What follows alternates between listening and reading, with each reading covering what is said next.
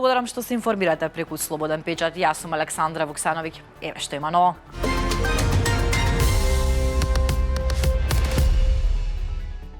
Премиерот Христијан Мицкоски попладне ќе се сретне со синдикатот на УПОС. Ова доаѓа од како Мицкоски даде понуда за раст на платите, за која УПОС рече дека е прифатлива и дополнително ќе се разговара во рамките на синдикалните организации. Претходно понудата на владата беше прифатена и од КСС.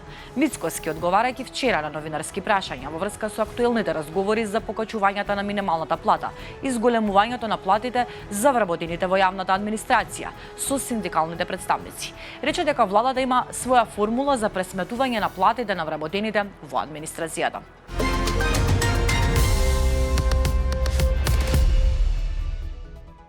Со сослушување сведоци и законски застапници на оштетените, денеска во судницата во Идризово продолжува судењето за пожарот во дискотеката Пулс во Кочани, во која загинаа 63 лица, а над 200 беа повредени.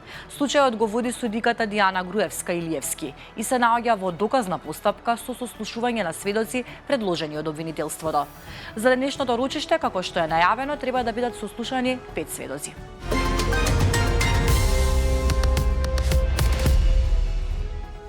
Полицијата вчера вечер беше присутна во повеќе објекти и на повеќе локации во Скопје и Струмица, а според неофицијални информации се работи за акција поврзана со неодамнешната рекордна заплена на марихуана во Србија, кои според српските власти потекнуваат од фабрика за медицински канабис од Македонија. Дел од медиумите исто така неофицијално објавија дека во Скопје се претресува објект во поранешната фабрика Охис. Официјално од полицијата велат дека акцијата е во тек и дека повеќе детали ќе соопштат утре.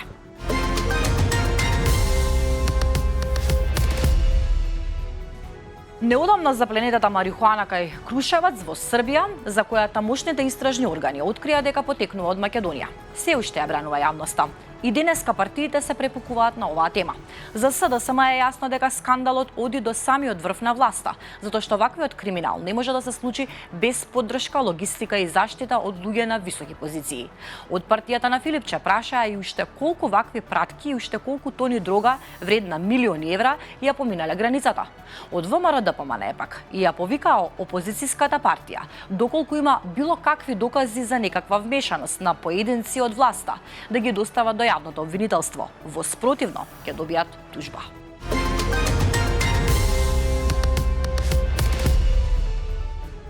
Градоначалникот на Скопје Орце Ѓорѓиевски синоќа во објава на Facebook порача дека нема вработување во град Скопје и дека немало да дозволи ниту еден денар од буџетот на скопјани да биде злоупотребен. Како што побарав поддршки, побаравте сите и благодарам за поддршката едногласна за минатава точка. За оваа точка барам поддршка, односно да гласате сите против.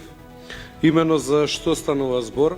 Во минатото се спроведени постапки за вработување на лица кои што по утврдување на состојбите сметаме дека се од секакви причини примени, односно во фаза да се примаат, освен за да ги подобрат состојбите во градот Скопје. Станува збор за 21 лице кои што на годишно ниво ќе не чинат околу 350.000 евра како град Скопје или околу 1.400.000 евра за 4 години ќе не чинат, или во превод тоа се два кружни тека како овие во Ѓорче кои што ќе почнеме ние да го реализираме. Сметаме дека немаме потреба од или автобуси, еден ако беше Петрош Илегов, но да, па нема ни за еден од тоа време, така да барам од сите советници да гласате против ова и да не дозволиме градот да има 1,4 милиони евра непродуктивни трошоци во наредните 4 години.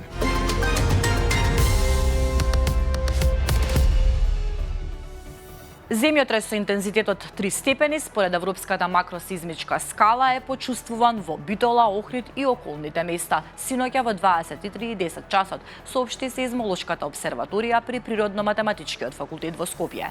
Епицентарот потекнува од соседна Република Албанија, на околу 150 км југозападно од Скопје.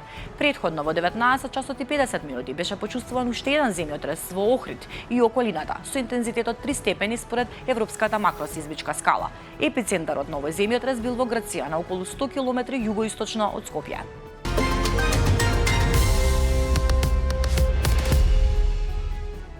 Продолжуваме со вести од светот. 2 лица се повредени во руски напад што беше извршен синоќа со беспилотни летала врз Киев.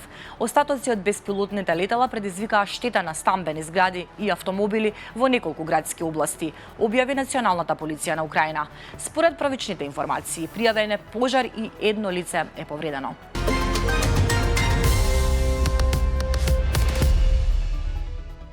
Володомир Зеленски рече дека очекува мир во војната со Русија да се постигне за помалку од 1 година и нагласи дека поразот на Украина би значил губење на независноста. Според него, војната за Украина е екзистенционална по природа, бидејќи станува збор за самото постоење на државата. Сепак, тој вели дека е уверен дека ова нема да се случи. Во исто време, тој рече дека се надева дека војната ќе заврши дипломатски. Зеленски во вторник рече дека руските напади врз енергетиката укажуваат на неподготвеност на Москва да преговара.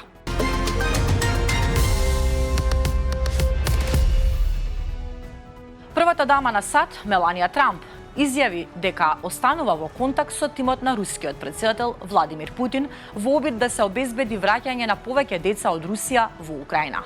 Таа не сподели детали за разговорите меѓу нејзините представници и тимот на Путин. 15 деца се вратени во Украина, откако Меланија Трамп ја започна својата работа, вклучувајќи 7 деца во декември. Украина ја обвини Русија за киднапирање на најмалку 19.000 деца и нивно префрлање во Русија или територии окупирани од Русија, без согласност на нивните семејства или старатели, откако ја нападна Украина во февруари 2022 година.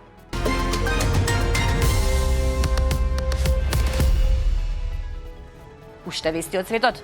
Европската унија повторно започнува надпревар за елитно вработување за прв пат по 7 годишна пауза, во обид да пронајде нова генерација високо рангирани администратори, кои ќе помогнат во управувањето со втората најголема економија во светот. Европската комисија, која последен пат го организираше овој надпревар во 2019 година, сака да внесе свежа крв во коридорите на моќта во Брисел. Оние кои ќе го положат тестот очекуваат високи плати и стабилно вработување.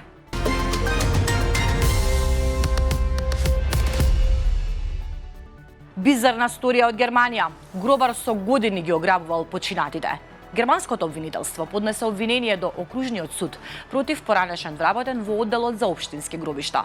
На обвинителната листа се најдоа и неговата сопруга, како и златар. Според обвинението, пограбалниот работник со години незаконски присвојувал и продавал стоматолошко злато и накит од починати лица. Тој продал дури 8 килограми златни заби.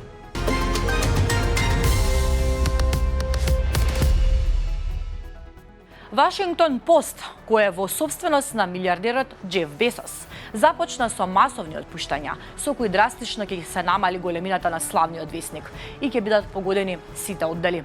Според портпаролот на весникот, кратењата ќе погодат 1/3 од сите вработени, додавајќи дека редакцијата ќе остане без стотици луѓе.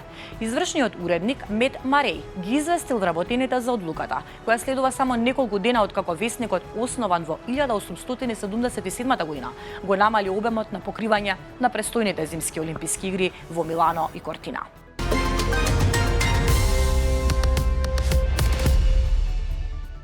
И за крај временска прогноза. Времето денеска ќе биде облачно со слаб до умерен ветер од југоисточен правец. Во југоисточните делови ќе има врнежи од дожд, а на повисоките планини во северозападните делови врнежи од снег. Максималната температура ќе достигне од 8 до 14 степени. Во Скопје претежно облачно со повремени услови за врнежи од дожд. Ќе дува умерен ветер од променлив правец. Максималната температура во главниот град ќе достигне до 13 степени. Од недела ќе настапи заладување и врнежи од снег се очекуваат на планините и во некои од повисоките места. Гледавте вести, благодарам на довербата.